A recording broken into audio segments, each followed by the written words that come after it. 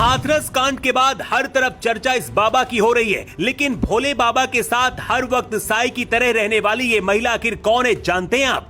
ये महिला ना तो भोले बाबा की पत्नी है और ना ही कोई सेविका, फिर रिश्ता क्या है? हाथरस कांड वाले बाबा की खुद की एक आर्मी है जो उनके इशारे पर काम करती है, लेकिन भाई की मौत के बाद कैसे पुलिस की नौकरी छोड़कर ये शख्स बाबा बना, जानकर आप हैरान रह जाएंगे।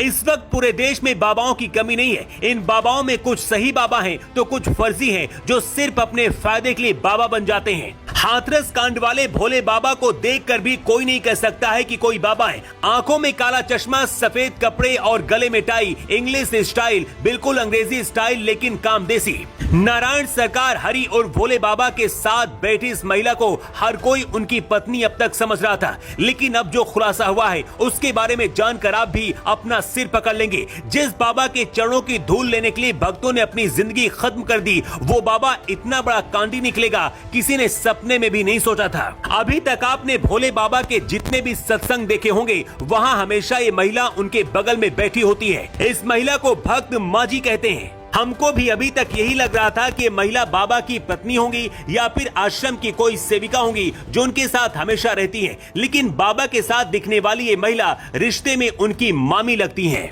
भोले बाबा का जन्म एटा जिले के बहादुर नगर गांव में हुआ था। बाबा का बचपन का असली नाम है सूरजपाल सिंह। बाबा बनने से पहले यूपी पुलिस की नौकरी करते थे और खुफिया विभाग में भी काम कर चुके हैं। नौकरी के दौरान साल 1997 में बाबा के ऊपर यौन शोषण की FIR भी दर्ज हुई थी। बाबा के ऊपर अब तक 5 मुकदमे चल रहे हैं। इनमें से एक केस आगरा, इटावा, कासगंज और फर्रुखाबाद और राजस्थान के दौसा में भी दर्ज है। भोले बाबा और सूरजपाल 3 भाइयों में सबसे बड़े हैं। इनसे छोटे भाई राम प्रसाद की मृत्यु हो चुकी है। बताया जा रहा है कि भाई की मौत के बाद ही बाबा ने एक ट्रस्ट बनाया और बहादुरगढ़ में एक आश्रम की शुरुआत की। लोगों के मुताबिक बहादुर नगर में आश्रम खोलने के बाद भोले बाबा की प्रसिद्धि गरीबों के बीच तेजी से बढ़ी और लाखों लोग उनके अनुयायी बन गए। बताया जाता है कि भोले बाबा ने प्राइवेट आर्मी भी बना रखी है। उन्हें सेवादार कहा जाता है। हर मंगलवार को होने वाले कार्यक्रम की पूरी कमान यही सेवादार संभालते हैं। सेवादार देश भर से आने वाले श्रद्धालुओं की पानी, भोजन से लेकर ट्रैफिक की व्यवस्था भी करते हैं। हाथरस में 120 से ज्यादा लोगों की मौत के बाद योगी आदित्यनाथ ने भी बहुत बड़ा आदेश दिया है। सीएम योगी आदित्यनाथ ने कहा कि राज्य सरकार इस घटना की तह तक जाएगी। ये पता किया जाएगा कि ये सिर्फ घटना है या फिर कोई साजिश, और आरोपियों को कड़ी से कड़ी सजा दी जाएगी ताकि हमेशा के लिए वो नजीर बन जाए।